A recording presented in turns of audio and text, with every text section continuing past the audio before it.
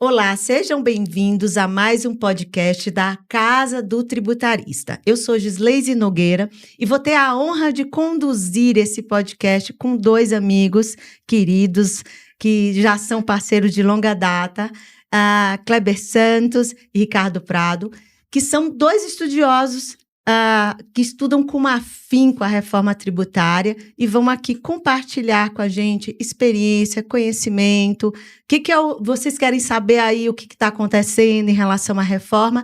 Então, esse vai ser o momento.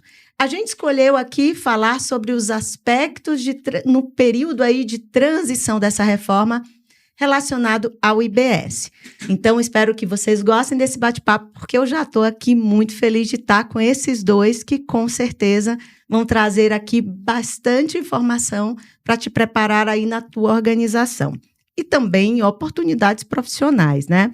E eu vou começar aqui falando com vocês com essas mudanças tributárias aí nesse processo de transição. Como é que vocês têm visto as empresas começando nesse processo de preparação? Estão se preparando ou não? Estão esperando? Qual o sentimento de vocês em relação a esse período aí que a gente está vivenciando de transição? As empresas já reconheceram efetivamente que a reforma vai estar aí, vai acontecer nos próximos anos? Quer começar, Ricardo? Pode ser. Primeiramente, um prazer, Giz, estar com você aqui, ao lado do meu amigo Kleber Santos. Satisfação na Casa do Tributarista estar aqui no mais um podcast, né? E excelente pergunta, já começamos aqui, por quê? Nós temos visto no dia a dia das empresas que ainda existe um certo receio em começar, e eu digo, estão atrasados, porque já tem que ter começado, até porque nós temos um sistema tributário nacional que está dentro da nossa Constituição Federal e a Constituição já foi mudada. Então, o IBS, a CBS e o imposto seletivo já é uma realidade e já está dentro da nossa Constituição Federal. Obviamente, agora ele precisa ser regulamentado. Então, indo direto à resposta à pergunta, as empresas ainda estão assim, não, vamos aguardar ser publicado, aprovado e publicado o PLP 68, para somente a partir daí, com ele publicado no Diário Oficial da União, a gente começar a verificar tudo o que precisa ser feito para adequar as coisas da empresa. Eu, sinceramente, dou uma dica e não recomendo isso. Por quê? Nós já temos o texto da PLP 68, então já é possível ler o texto, já é possível analisar as operações, e como vai ter que olhar as operações como um todo, partindo em toda a cadeia, dos fornecedores, não só de serviços, mas também de produtos e mercadorias. Depois, dentro da empresa e chegando até os clientes, então, o quanto antes for feito, é melhor. Eu vi até no podcast anterior que o professor Douglas estava comentando sobre benefícios fiscais de ICMS que vão gradativamente acabar e que, para tomar uma decisão de investimento, analisa-se o payback em alguns anos. Então, imagine vocês, por mais que a transição dure 7 anos, hoje, em 2024, já impacta na decisão das empresas se vai fazer sentido ou não ter, num primeiro momento, esse benefício fiscal que vai minguando, que vai reduzindo ao longo dos anos, de forma que o payback vai ficar muito maior do que ele ficaria contando ainda com os incentivos fiscais. E a pergunta que fica e depois que acabar os incentivos fiscais? Eu volto para o professor Kleber. E depois? E depois que acabar, professor Kleber, faz o quê? Muito bem. Bom, prazer imenso estar com você, Prado, por aqui. Quebra o protocolo. Prazer estar com você, Gi, também nessa nossa jornada. Já temos alguns episódios que você também pode acompanhar também aqui sobre a reforma tributária aqui na Casa do Tributarista. E sobre essa questão em particular, eu penso que nós temos aí um desafio muito grande, em que pese que, como o Ricardo mesmo de fato colocou, temos já uma impressão do que vai acontecer em relação ao IBS e, consequentemente, com o CBS, que também tem o objetivo de padronizar ali as suas tratativas acerca da padronização. Talvez seja o que mais apetece o profissional da área de techs é a simplificação de regras, para que assim você possa delimitar o alcance da tomada das suas decisões. Ao passo de que quando nós olhamos os benefícios fiscais que estamos acostumados a lidar sob a perspectiva do planejamento tributário, que faz parte, eu acho que os estados e os municípios têm uma tarefa muito grande para adotar as suas políticas públicas, aonde, em certa medida, já foi uma política pública, vou retificar, é uma política pública. Você conceder um benefício fiscal, embora também que fique registrado, nós temos uma lei complementar a 24 de 1975, que instituiu as regras de como você configura um benefício fiscal, que foi literalmente rasgado até 2017, com a publicação de uma nova lei, a Lei Complementar 160 de 2017, que veio convalidar aquilo que foi construído à margem da irregularidade. Me refiro às atitudes de vários governadores, por meio de atos, publicando, então, que em determinado momento teria-se benefícios fiscais. A exemplo, redução de base de cálculo, crédito presumido, entre outros. Então, quer dizer que esses governantes, essas autoridades, precisam agora pensar o que eu faço para ser atraente, para que assim eu possa receber essas pessoas e também, naturalmente, fazer com que eu possa melhorar o alcance de arrecadação. Eu penso que também essa manifestação ou esse movimento pode atrair também maior arrecadação. Porque hoje a pergunta é, e aí devolvo a provocação para vocês, o mercado, ele é justo? Porque nós sabemos, não sejamos inocentes, o planejamento tributário que muitas pessoas fazem é pagar fornecedor e pagar funcionários. Tributo fica para um segundo momento, sendo que tem empresas que pagam adequadamente. Então, isso não acaba sendo justo. Então, eu penso que também uma das formas, se nós pensarmos em fazer com que esse movimento seja efetivo, é garantir, primeiro, que a fiscalização aconteça e que essas regras sejam claras. Porque, ao que parece, na medida que você, a cada momento, cria uma nova obrigação acessória, eu acho que você não está conseguindo controlar adequadamente. Vide a DIRP, Declaração Acessória, que também tem um compromisso de detalhar quais são os benefícios fiscais que você está utilizando. Ora, eu já não tenho condições para que eu tenha essa informação por meio de outras. Então, tudo para dizer que o nosso modelo é muito complexo, em que, de certa forma, nós tiramos, ou esse é o desejo, esse desafio de interpretação e ficar uma coisa um pouco mais razoável pela perspectiva ainda mais do IBS, que atinge ali as 27 unidades federativas e mais de 5 mil municípios, tornando a tarefa, então, do profissional de techs ainda mais desafiadora. Portanto, encerro e passo a palavra para vocês, no sentido de que nós temos um ponto e um voto de confiança, eu vejo, para nós embarcarmos nesse desafio que também no podcast anterior, e se você não acompanha, acompanhe uma frase do nosso querido amigo Josué Pereira, que o medo, ele pode existir, e é um fato, mas ele pode ser controlado a partir do momento que você se prepare para ele. O medo é um sinal que você está sentindo, mas que você, em respeito a ele, se prepara. Vocês viram, né? Kleber trouxe aí um mar de informações em relação à reforma, várias perspectivas, e eu vou pegar, Ricardo, algumas dele. São tantas coisas que ele falou aí nesses 2 minutinhos de fala, muitas contribuições. Mas eu vou começar com um ponto que o Kleber destacou aí na fala dele, que é em relação ao impacto desse período de transição, principalmente, Ricardo, nas receitas estaduais e municipais. Você também acompanha as notícias e vê como esses entes estão sentindo esse medo, né, realmente, qual é a autonomia dele, o que ele vai conseguir, como é que ele vai mostrar vantagens aos empresários para vir ao estado ou estar no município. A gente não pode gerar aí mais competição do que a gente já tem hoje, certo? Hoje nós já temos uma competição tributária, não podemos deixar de reconhecer isso. Então, eu queria pegar essa preocupação em relação a esse período de transição, principalmente com a distribuição de receitas para os municípios do estado. O que você tem a falar sobre isso?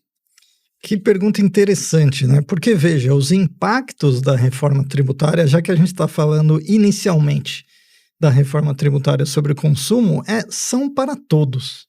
A própria Giz, num episódio anterior, estava comentando disso, né? Sobre o quão impactante é a reforma tributária para todos. Ninguém escapa.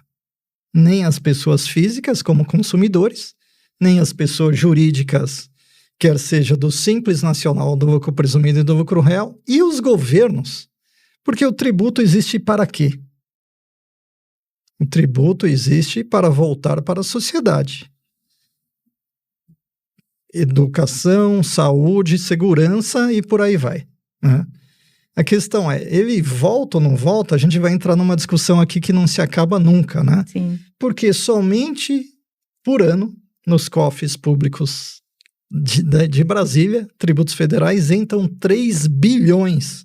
De novo, 3 bilhões de reais são arrecadados somente de tributos federais todo ano em Brasília. É muito dinheiro, o Brasil é muito rico, e o que é feito com todo esse dinheiro?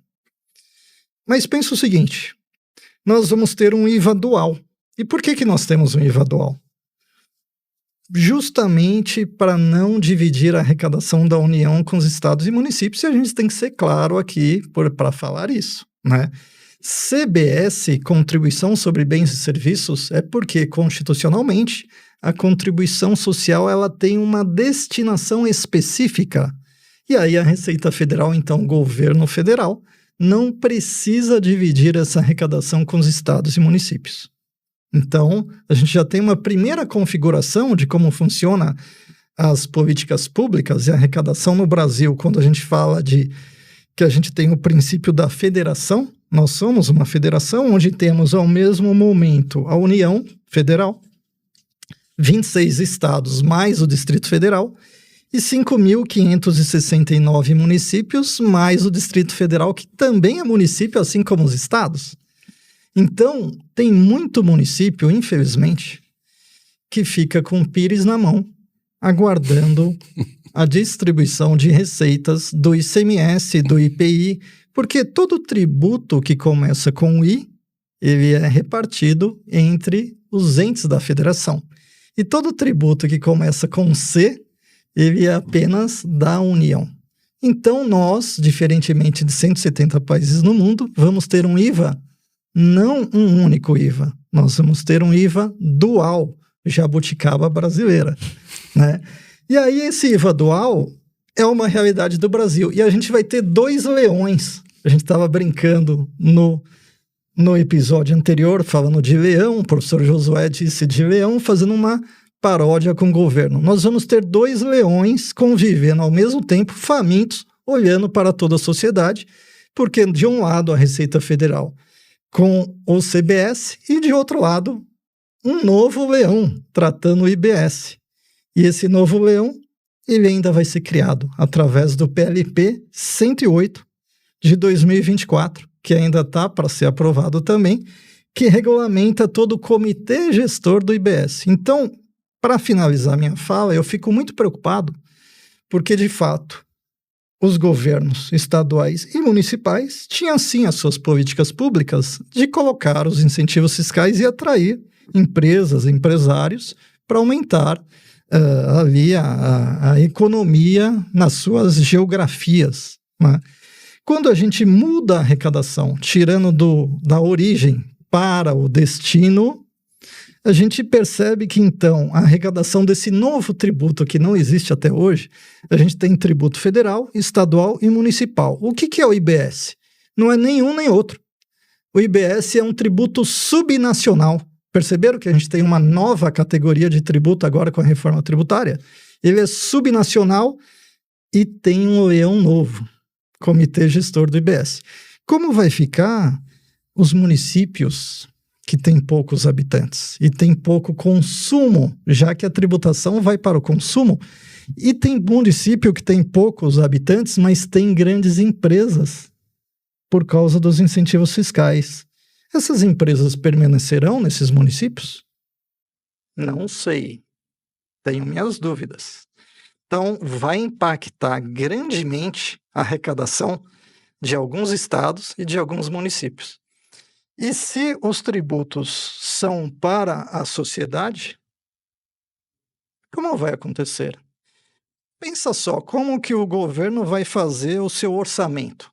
Todo ano os governos eles são obrigados a cumprir as diretrizes orçamentárias e vendo a arrecadação. Como um município lá no interior, meus amados tocantinenses, né?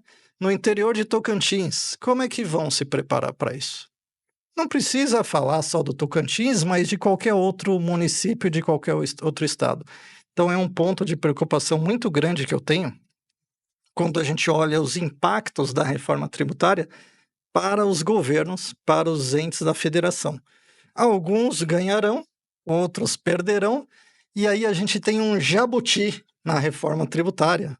Um quarto novo tributo, muita gente está deixando ele de lado, né? Uma contribuição para fundo dos estados de compensação de perdas arrecadatórias dos estados e municípios, uma vez que muitos perderão a arrecadação, né?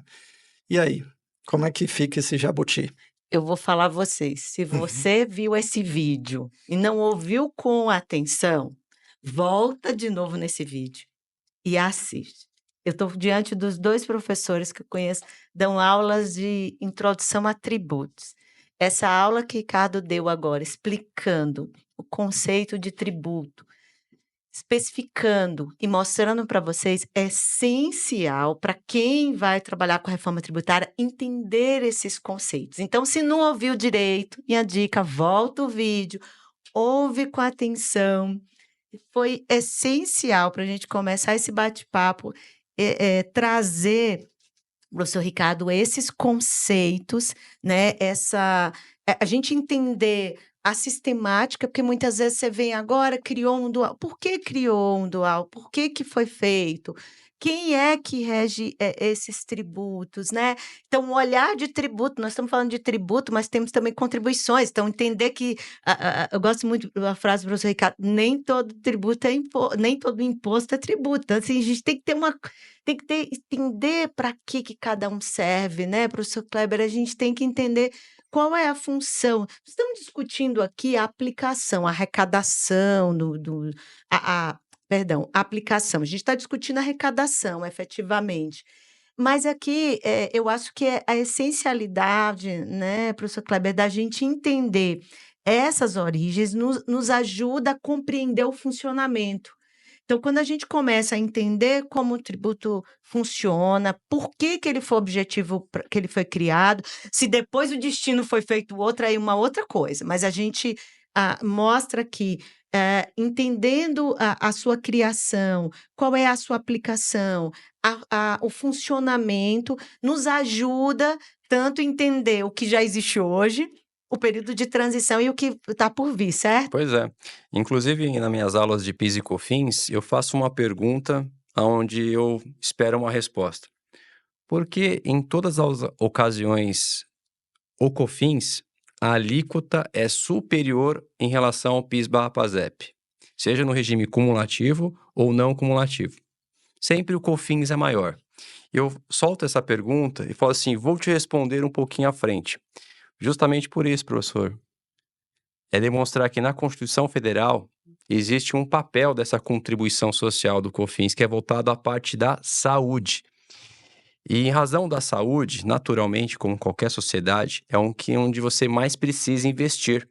Porque se você olhar pelo ponto de vista de até capitalista, sem pessoas não tem produção. Logo, eu preciso prestigiar a minha sociedade para que eu consiga ter pessoas produzindo e fazendo com que elas possam, então, entregar mais. Então, por esse motivo, o COFINS tem uma alíquota maior em todas as ocasiões, justamente porque tem um dispêndio maior dedicado exclusivamente para a área da saúde. Então, é um ponto já também sensível. Na fala do Prado também tem um fato muito importante que eu acho que eventualmente pode ser objeto de algum tipo de discussão judicial. Na Constituição Federal, assim quando partimos para uma federação e a democracia encampada, é inegociável alterar cláusulas pétreas, o que significa que eu não posso intervir para uma ação de um ente tributário. Ou seja, será que, na medida em que eu crio um comitê e, obviamente, já foi dedicado que vai ser, então, estabelecido por parte dos municípios, porque é impossível você colocar mais de 5.000 pessoas acompanhando, vai ser selecionado alguns municípios, 27. E aí também fica aqui a deixa. Quais serão? Será que serão as capitais? E aí, a partir disso, e esses outros municípios serão assistidos? Eles eventualmente podem se valer dessa cláusula pétrea, destacando que ele não tem mais autonomia, tirar a autonomia dele. E a partir disso, obviamente, pode ser objeto de uma discussão judicial também, alegando que é inconstitucional essa reforma tributária. A ver quais serão, então, os próximos capítulos, na prática, como será repercutido. É importante também citar que nessa parte de repartição, nós já temos um modelo, o Simples Nacional, aonde já acontece essa distribuição. Inclusive, não parece, mas eu sou do tempo do Simples Federal, já faz um tempo, Ricardo. E nessa ocasião, também tinha uma resistência muito forte por parte dos estados e dos municípios dessa questão da repartição, como seria isso em ordem prática. Superamos. O Simples Nacional, ele foi impetrado, foi instituído a partir de 2006. Estamos em 2024. Então, sob a perspectiva da distribuição, ao que parece, acho que nós estamos preparados para fazer isso. Agora, se a transparência desse comitê, que eu acho que ele vai ter um papel muito importante, essas regras, me preocupa porque eu quero me preocupar mais com aquele pequeno município que tem poucos habitantes, onde o consumo dele, obviamente, será bem danificado. Ao que parece, essas empresas que são alojadas em um determinado local, não me surpreenderia que elas estão se planejando para sair. E isso, naturalmente, vai prejudicar também o alcance de arrecadação daquele município em particular, que tem empresas estratégicas que ficam ali especialmente. Até trago um dado específico, para que assim os colegas já fiquem atentos, é Extrema, que fica colado em São Paulo. E só para registro, em Minas Gerais nós temos o benefício, um dos mais atraentes dos últimos tempos. Chama-se então e-commerce. E esse e-commerce, para quem está em Minas Gerais, tem benefícios formidáveis. E para quem conhece um pouco da região de São Paulo e Minas, fica muito próximo, mas muito próximo mesmo. Por isso que o nome é Extrema. Exato.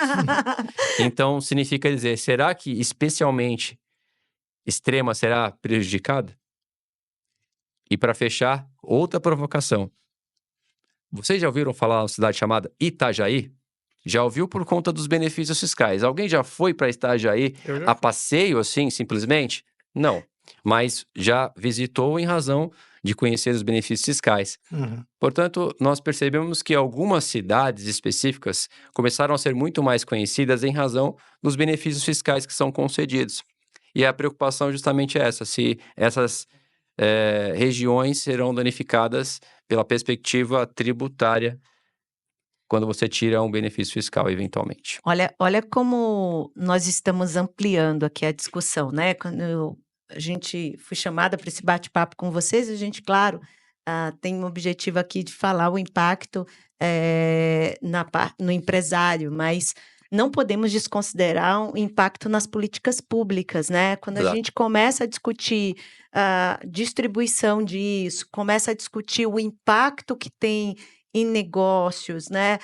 As decisões, por isso a importância de estarmos acompanhando tudo que está sendo relacionado às reformas, às publicações, porque justamente a gente tem um impacto à sociedade como um todo, né? Como vai ser distribuído, a localização, o desenvolvimento de alguns municípios, quais são os municípios que vão ser talvez mais favorecidos ou não, para a gente novamente não cair aí competição dentro entre os municípios, entre os estados, né, que não é vantagem nem para a sociedade e muito menos para as empresas que precisam aí fazer todo um investimento de estrutura quando ela decide ir a alguma localização ou se estabelecer em algum lugar.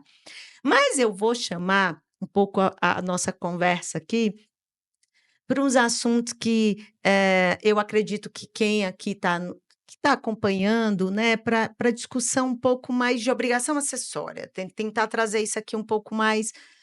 Como é que a gente pode visualizar ou imaginar os impactos que a gente tem aí com as implantações agora desses novos campos? Quem não viu o podcast com o professor Josué falou a quantidade de campos que vão ser aí adicionados nessas obrigações acessórias, com esse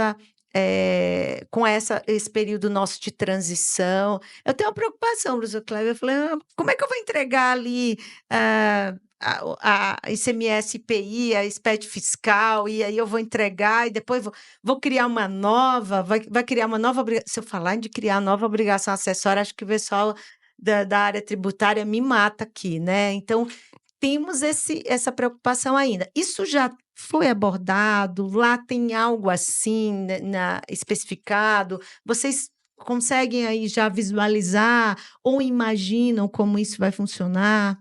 Bom, a princípio eu faço até um trocadilho. Ao que parece, você comprou um carro e depois você foi checar se o mesmo era adequado para sua garagem. E é justamente isso. Eu escrevo um texto, desenho quais são as regras e depois disso vou checar como que eu consigo fiscalizar. Me parece que é tão importante quanto. Nós já aprendemos muito em relação a isso, onde você tem um texto legal que impõe uma regra e a partir disso, vide o e-social, que tivemos milhões de registros e chegaram à conclusão, falou assim, o contribuinte não consegue entregar. E aí eu retiro essas questões. Eu acredito que na discussão do PL, era importante, embora tenha as audiências públicas, nós já participamos de algumas para acompanhar, mas eu acho que tem que ter a união dessas pessoas que criam um texto, já em paralelo com como isso vai ser repercutido na declaração acessória. Ao contrário, tudo aquilo que eu estou escrevendo eu não consigo reproduzir. Então, penso que uma parte importante, estamos em tempo ainda, é claro, não conseguimos chegar ao fim do texto, mas pensar como que nós poderíamos buscar o equilíbrio. Já temos notas técnicas que estabelecem como que o documento fiscal vai ser utilizado.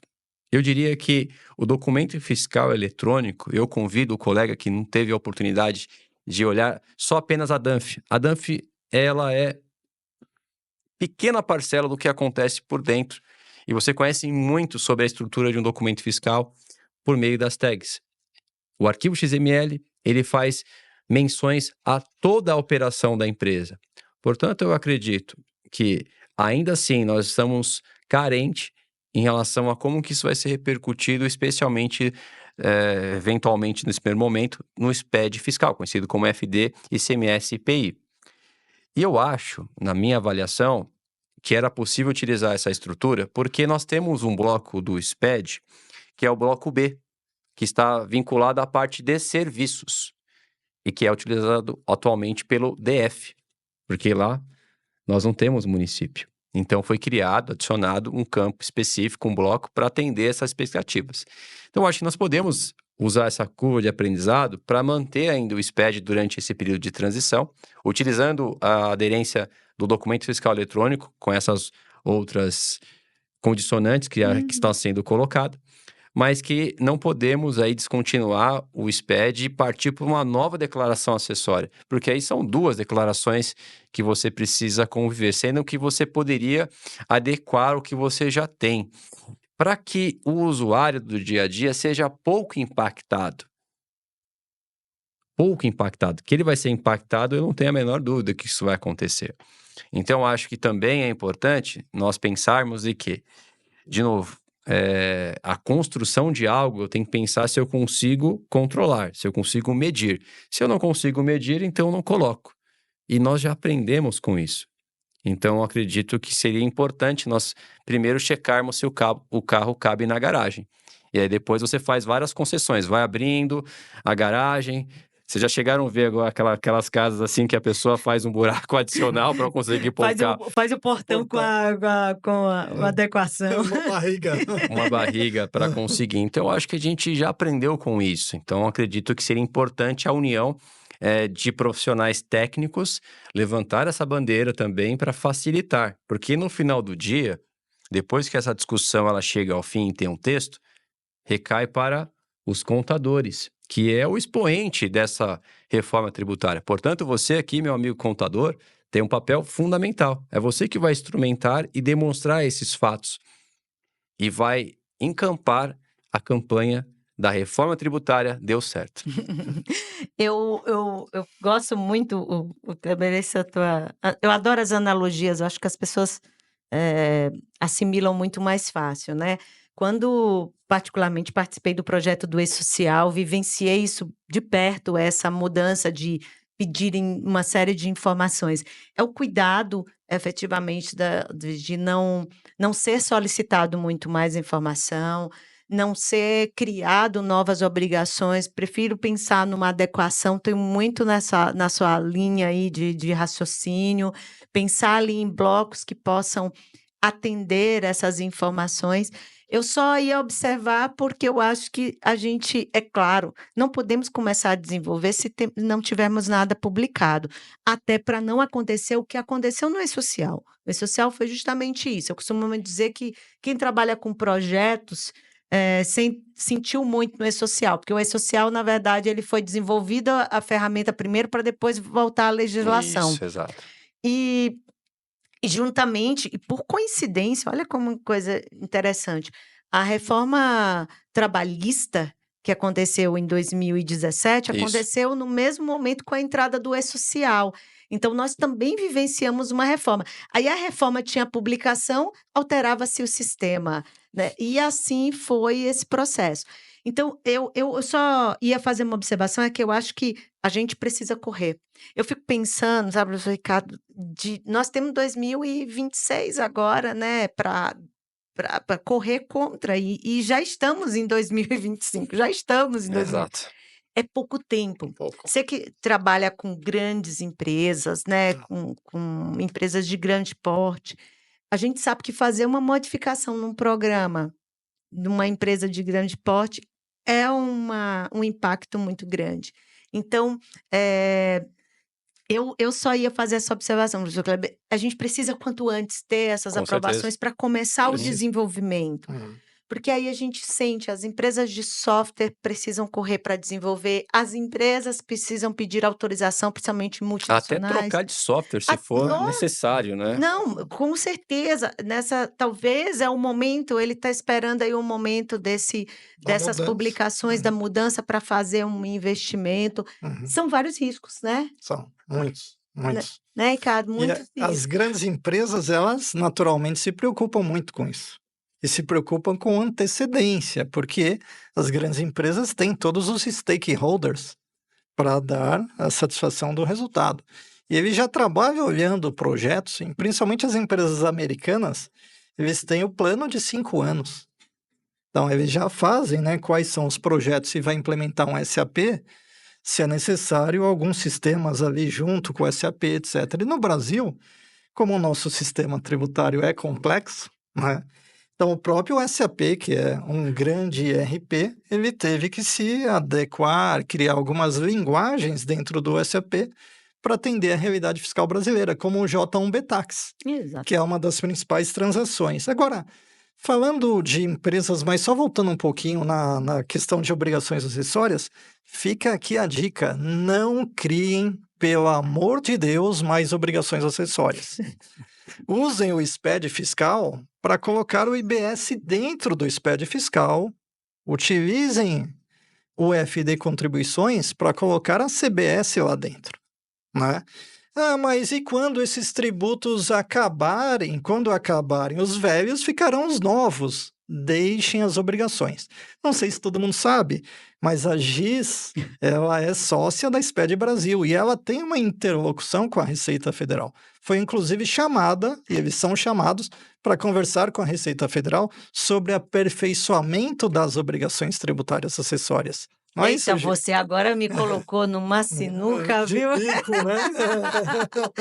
Mas isso é importante. A Receita, existe alguns grupos, né, de empresários, empresas grandes, inclusive, que a Receita tem essa interlocução com esses grupos, com grandes empresas. Por quê? Não porque as grandes empresas são privilegiadas, mas justamente porque a GIS tocou num ponto central aqui. As software houses estão só aguardando a publicação no Diário Oficial. Quando publicar no Diário Oficial, elas vão ter que fazer os projetos de adequação e simplificação de tudo que precisa mudar. Por isso que eu digo que vocês estão atrasados, quem ainda não começou a fazer nada sobre a reforma tributária. A gente tem uma colega tributarista, que é a professora Fabiana Tomé, muito boa, inclusive tem o canal do Você Tributarista, e ela costuma dizer, boi que chega cedo bebe água limpa, né? Nós estamos cheios de provérbios aqui. Então, quem não começou está atrasado, leia o PLP 68, os pontos centrais, porque tem algumas questões bem complexas. Esses dias eu estava discutindo num grupo que a gente tem, que eu tenho muita preocupação com grandes empresas, sobre o split payment, né, e as formas que virão com a reforma tributária sobre a operacionalização disso. Então, por isso que é importante falar sobre obrigações acessórias. Porque se nasce numa nota fiscal, só para não me alongar muito, eu dou um exemplo só, prático, para vocês entenderem bem qual que é a repercussão disso. Quando eu tenho uma empresa de transporte rodoviário de cargas e a operação ocorre de forma intermunicipal ou interestadual, eu tenho que emitir um CTE, um conhecimento de transporte eletrônico, que está dentro do campo de incidência do ICMS. Agora, quando essa mesma empresa presta o mesmo serviço, só que dentro da geografia de um único município, eu saio do campo de incidência do ICMS e passo a entrar dentro do campo de incidência do ISS. E o documento fiscal muda, não é mais o CTE, é uma nota fiscal de serviço, né? Quando nós tivermos, então, a fusão do ICMS com o IBS, eu vou emitir o quê durante o período de transição? Eu vou começar emitindo CTE para as operações intermunicipais e interestaduais, nota fiscal de serviço para a operação municipal, e o IBS eu ponho ele aonde? Calma. Onde eu ponho o IBS?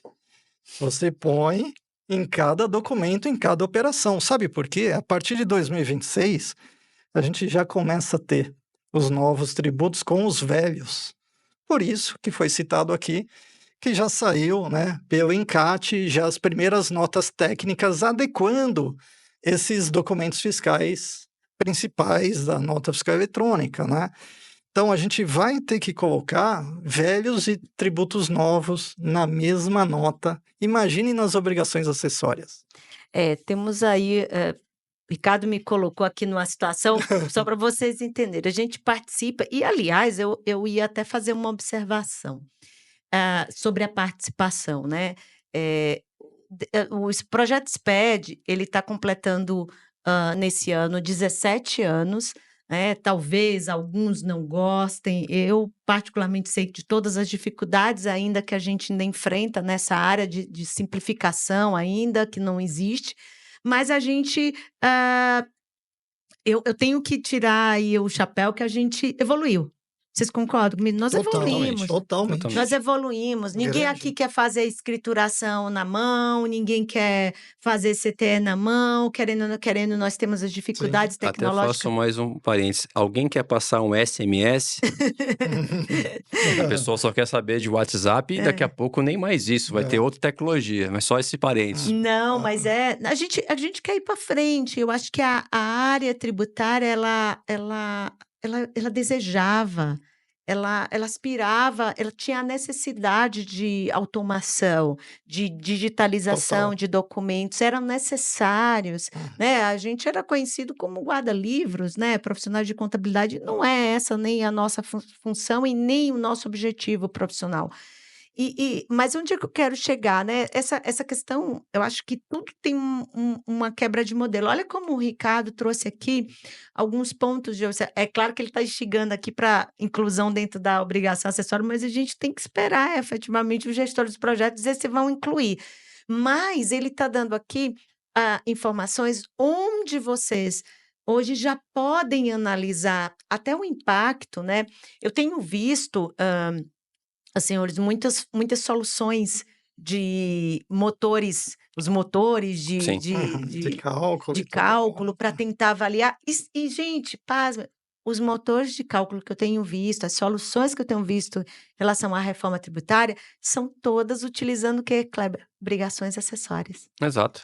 Não Então, tem assim, como, né? vocês têm a base, É. de dados, então a base está ali, não está sendo criado novos, está sendo realmente utilizado a base. Com certeza, é o que o Ricardo está sugerindo, e o professor Kleber também trouxe isso inicialmente, sugerindo que nas próprias obrigações acessórias sejam criados blocos, campos, enfim, para que atenda à obrigação. Minha outro ponto que eu ia também queria ouvir de vocês, eu acho uma essencialidade hoje nas organizações, independente do porte, tá? Se for de pequeno porte, vá ao conselho de classe, vá às entidades que você tem relacionamento, se unam.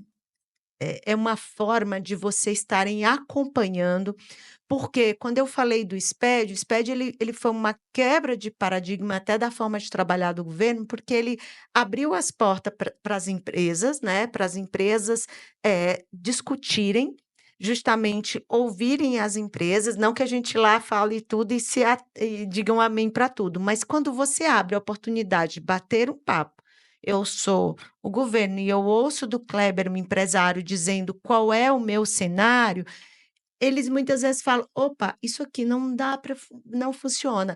Os GTs, que é o que o Ricardo está citando, que são os grupos técnicos, eles são essenciais. Muito bons. Hoje, existe desde o do início do SPED, justamente para promover essa discussão. Mas aí você pode estar me vendo: "Mas Leizão, não participo lá do governo", ou "Você não está fazendo bem o trabalho, está vindo aí ainda muita coisa errada", né.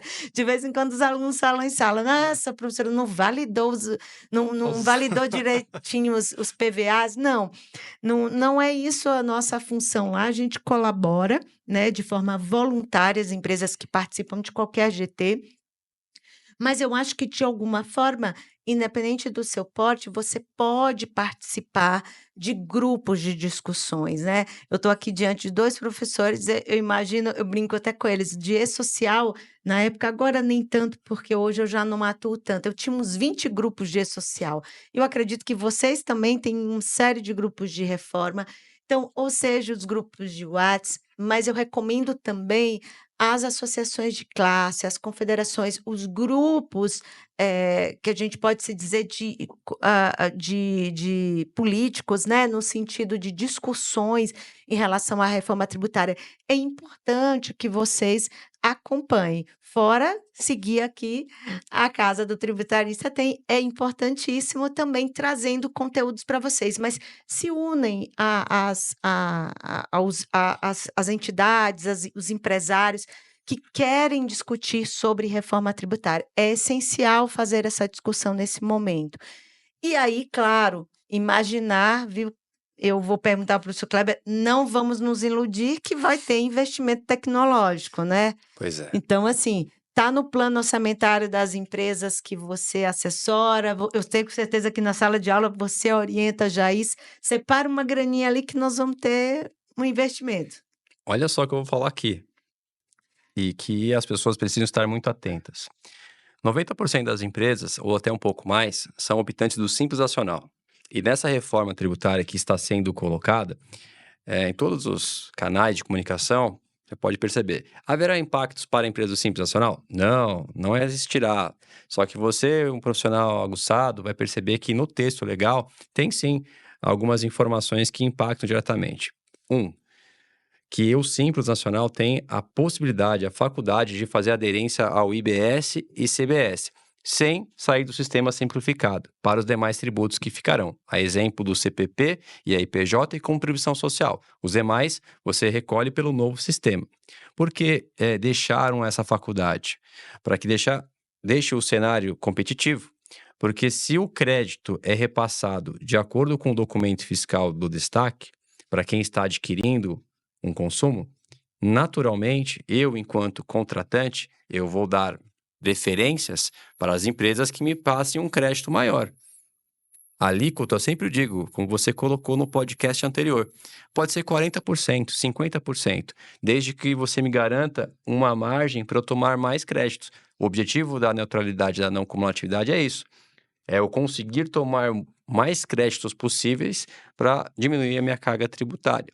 Portanto, se o objetivo é eu tomar mais crédito, já começa em desvantagem uma empresa do Simples Nacional. Então, esse é o detalhe. Outro ponto que também, no projeto de lei complementar 68, os anexos do Simples já foram alterados. Então, ou seja, necessariamente o sistema, o software que essas empresas utilizam, terão mudanças. E digo mais, o planejamento dessas empresas precisa ser muito bem alinhados, porque eu preciso entender, será que é interessante a empresa do Simples pagar por fora do DAS esses novos tributos? E será que, de repente, não é interessante mapear isso? Muitas empresas do Simples têm como seu maior cliente empresas de grande porte. Então, quer dizer que você vai perder o seu maior cliente, uma questão que você não tem uma aderência. Eu acredito que o investimento vai ser necessário, inclusive, nas empresas do Simples Nacional, que não estão olhando isso com o devido carinho, e deveria. Até para que ele possa já até levantar a mão para os seus grandes players, destacando, olha, eu pretendo fazer aderência e eu vou te repassar um crédito integral. Então, por favor, me mantenham aqui para que eu possa fazer, então, a venda ou uma prestação, o que for, então, que aquela empresa se propõe a fazer. Portanto, eu acho que os investimentos já passam inicialmente a isso. Eu também vejo que os investimentos de uma empresa vão ser dedicados em outra frente também, para tentar coibir, e aí é uma preocupação minha, que é a pejotização. Que se é verdade destacar que todo documento fiscal emitido contra a sua empresa, onde você está consumindo aquilo, gera direito a crédito, o que me impede de eu terceirizar uma empresa? Aí alguém pode me destacar, mas Kleber, mas tem riscos trabalhistas. Bom, isso é verdade, mas olhando pelo ponto de vista do crédito, eu teria esse direito.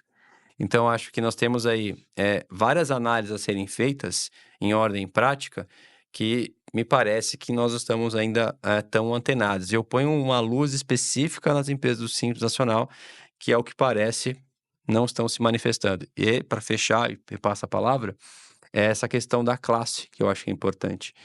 Eu me lembro que eu participei de uma audiência pública na OAB, onde na época estavam ainda caminhando para o Senado, não tínhamos ainda o PLP 68, aonde os advogados questionaram, que falou assim, olha, eu não tenho tantos insumos para conseguir tomar créditos, ou insumos, entende insumos? Aquele Sim. que você adquire. O meu maior insumo são as pessoas que prestam serviço, e são pessoas físicas, então, portanto, eu não tenho esse direito. E conseguiram um 30% de desconto / redução na sua base de cálculo. Ou seja, é pleitear. Em derradeiro, acabou repercutindo para os contadores, mas não foi objeto deles. Eles queriam só para a parte do direito. Mas Pegou a rebarba. pegou a rebarba outros profissionais liberais, como um todo. Sim. Então, quer dizer que você participar desses eventos, dessa sua comitiva, faz com que você também possa buscar novas formas de conduzir. Porque eu acho que a parte que também está elaborando, eu estive com o Josué Pereira, inclusive, em Brasília, e eu vejo a boa vontade. Que isso vai ser acatado, de fato, não temos como definir. Mas há uma discussão, pelo menos para você destacar A voz, né? você conseguir colocar o que de fato está acontecendo. Por exemplo, talvez se a classe dos advogados não tivesse questionado essa possibilidade de ter aí uma redução de base de cálculo, teria. embora para ele é claro, talvez quem está escrevendo um texto, para ele não imaginava que ia ter um impacto tão grande. Então, o óbvio precisa ser falado. Eu até brinco, e assim agora encerro, não é por um acaso que quando você entra numa aeronave, está escrito lá, no primeiro momento, não pode fumar. Você senta, não pode fumar. E no banheiro também está escrito que não pode fumar. Porque se não deixar no banheiro, o cidadão vai imaginar, bom, aqui eu posso fumar, porque não está escrito. Então, o óbvio precisa ser dito. Nossa, muito rico aí as observações, e eu vou pegar aqui, o professor Ricardo, ele ministra disciplinas também de imposto de renda, e eu vou pegar o gancho do Simples. Aliás, vocês podem deixar aqui os comentários de vocês nesse vídeo, se vocês quiserem sugerir. Eu já tinha até conversado com os professores, eu digo, olha, acho que talvez a reforma tributária tem tantos capítulos, tantos artigos, que é interessante que a gente faça vídeos aí particionados por tema. Então, se vocês quiserem sugerir algum tema para o próximo nosso podcast, façam aqui também seus comentários e as suas sugestões.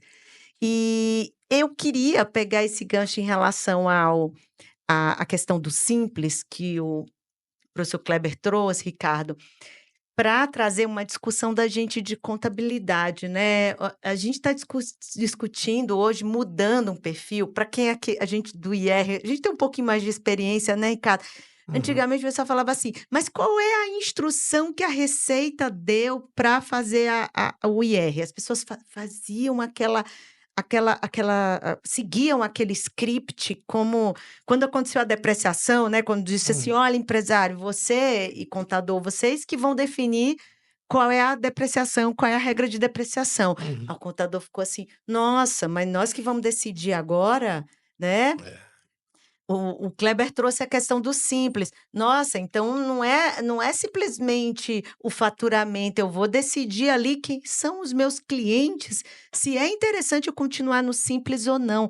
Ou seja, nós estamos aí trazendo, professor Ricardo, um processo decisório em relação ao regime tributário, em relação ao posicionamento daquela empresa, né? Como ela vai trabalhar no planejamento tributário, aí trazendo uma essência sobre a forma, né? Então, a discussão sobre a essência sobre a forma. Porque, assim, a gente aqui vai decidir mesmo. Olha, nós vamos continuar disso porque isso aqui vai ser melhor para os meus clientes, ou essa opção, ou aquela opção. É um poder de decisão. E aí a gente mostra a essencialidade dos empresários de ter profissionais ali com as informações atualizadas para suportá-lo. Eu digo que quem aqui deve, além, claro, se deliciar na leitura da legislação, né? Mas principalmente ali buscando os pontos que impactam. Então, se eu sou uma atividade que tenho efetivamente ali um impacto em relação ao imposto seletivo, né? Ou alguma atividade específica, olhem, se debruce, aprofunde-se ali naquela situação. Por quê? Porque ali eu vou precisar orientar o meu cliente. Ele vai ter o olhar ali, esses profissionais que estão aqui diante de vocês, esses dois professores, eles fazem isso. Se eu ligo para o Kleber e pergunto, ele me diz assim, espera bem que eu vou estudar e vou trazer essa informação. Porque não é... E aí eu trago um conceito, a gente na contabilidade antigamente fazia assim, não, é assim. Não, agora não é assim. Espera um pouco, deixa eu estudar, deixa eu analisar essa situação e a gente vai analisar os impactos, quais são os objetivos, com esse olhar que o Kleber trouxe por simples. E eu achei de uma essencialidade, porque a gente está falando do maior número de empresas do país, que são as empresas do simples. Exato. Então, precisamos ter esse cuidado. Concorda, Ricardo? Totalmente. E veja que a contabilidade ela é extremamente importante nesse cenário, como dito, questões de decisão trazendo para contadores e contadoras, né? Para finalizar aqui a palavra, dizendo assim, como se fosse um pupurri, se é que vocês me permitem, Simples Nacional. É o contador e a contadora que vai ter que dizer para os empresários se vai ser melhor fazer o IBS e o CBS dentro do Simples Nacional ou fora. Como é que eles vão tomar essa decisão? Prepare-se, tá vendo como você precisa entender tudo de reforma tributária? E aí o lucro presumido, né? Simples Nacional é isso. Agora, Antes de ir para o lucro presumido, B2B ou B2C? Porque você vai permitir o creditamento se você está vendendo ou prestando serviço para uma empresa. Exato. Agora, se você está vendendo ou prestando serviço para consumidores finais, aí então não tem crédito, né? Então você você vai tomar a decisão, sugerir para o empresário fazer o IBS-CBS por dentro do DAS, do Simples Nacional, tem que estudar. Lucro presumido vai acabar a possibilidade da cumulatividade do PIS e COFINS que tem no presumido, Exato. mas com uma alíquota reduzida de 3,65%. Claro que não é permitido o creditamento, mas a alíquota vai ser igual do lucro real. Então, uma das grandes atratividades do presumido está deixando de existir com a reforma tributária. E o lucro real? O lucro real está aumentando as possibilidades de crédito, porque o PIS e COFINS ele era muito restritivo, né, na questão de tomada de créditos no conceito de insumos, e agora, com uma não cumulatividade plena que está sendo prometida na legislação, pressupomos que teremos mais créditos ainda para a empresa do lucro real. Nas minhas aulas, eu costumo chamar o lucro real de o maravilhoso mundo do lucro real, e aí encerrando aqui a importância da contabilidade dos tributos diretos, né? Existem incentivos fiscais e benefícios fiscais que somente se aplicam no lucro real. E aí, tá mudando alguma coisa? Todos os alunos me perguntam, né? Professor, tá mudando alguma coisa a reforma tributária para o imposto de renda? Ainda não, mas o projetinho tá pronto, tá na gaveta. É a segunda Pronto, fase. a segunda fase da reforma tributária será sobre a renda e a terceira será sobre folha de pagamento, né? A desoneração ampla da folha de pagamento, só que o governo terá que dar com uma mão e tirar com a outra e querer tributar alguma coisa. Para quem é um pouco mais, só me permita a minha fala final, né? Desde a Constituição Federal de 1988, a gente já tem um tributo dentro da Constituição, na verdade, um imposto chamado de IGF, né? Então fica aqui a dica, com um pensamento um pouco mais à esquerda ou centro-esquerda, de que a gente tem que ter justiça fiscal nesse país, do que já está ocorrendo em outros países. Então, quem tem mais, pague mais, ou não? Será que não é isso? Então, a justiça fiscal é quem tem mais, pague mais. Então, de repente, o IGF, que já existe desde a Constituição Federal de 1988, poderia ser regulamentado para, por exemplo, pessoas que têm um patrimônio acima de 5 milhões, tudo bem? Para pagar um tributo a mais, porque hoje em dia a classe trabalhadora brasileira está cansada de pagar 27,5% de imposto de renda quando recebe o seu salário sendo CLT. E aí aumenta a pejotização. Porque quando a gente compara com a pejotização, a tributação é muito menor. Então, governo, vamos junto com a sociedade facilitar as coisas e trazendo um pouco mais de justiça fiscal. Por isso que eu falo, senhores, a reforma tributária ela é muito mais ampla, ela atinge a todos nós, e por isso a importância da gente estar acompanhando, e por isso essa temática para esse nosso podcast. Eu espero que vocês que assistiram tenham gostado. Eu adorei. São dois amigos, dois colegas que falam aí com muita propriedade em relação, estudiosos em relação a tudo que está sendo aí estudado, né? E também sobre a aplicabilidade. Eu acho que a gente trouxe aqui exemplos muito práticos. E eu quero que vocês deixem aí os seus comentários nesse vídeo, sigam os professores, sempre tragam aí conteúdos, então deixem aqui a ideia, né, professores, fazermos aí mais podcasts sobre a reforma. É um assunto que vamos falar aí durante muito tempo, mas talvez a gente possa aí mesclar sobre assuntos mais específicos, né, professor Kleber? Talvez fazer um só de simples, que eu acho que cabe, e eu acho que a gente vai avançar aí para muito mais detalhes, que vai exigir realmente uma melhor discussão. Espero que vocês tenham gostado. Foi uma honra conduzir esse podcast com vocês. Eu deixo aqui as considerações finais dos dois. Professor Kleber. Claro. Bom, primeiro foi uma delícia estar com vocês aqui. Nós discutimos abertamente, de uma forma solta, tranquila. E esse é o objetivo, é que de certa forma a mensagem tem que ser: vocês não estão sozinhos, todos nós estamos aprendendo junto com essa nova dinâmica, e o objetivo é que a gente possa então devolver para vocês algo substancial e aplicável. Acredito que dessa forma, aquele medo que você está sentindo, juntos vamos superar. Então essa é a mensagem. E, por favor, me siga nas mídias sociais. No Instagram, @prof.klebersantos. Será um prazer estar com você ainda em mais oportunidades. Muito obrigado e vejo vocês então em uma outra ocasião. Satisfação estar aqui mais uma vez ao lado de um grande mestre tributário, mestre e amigo já de alguns anos, Kleber Santos.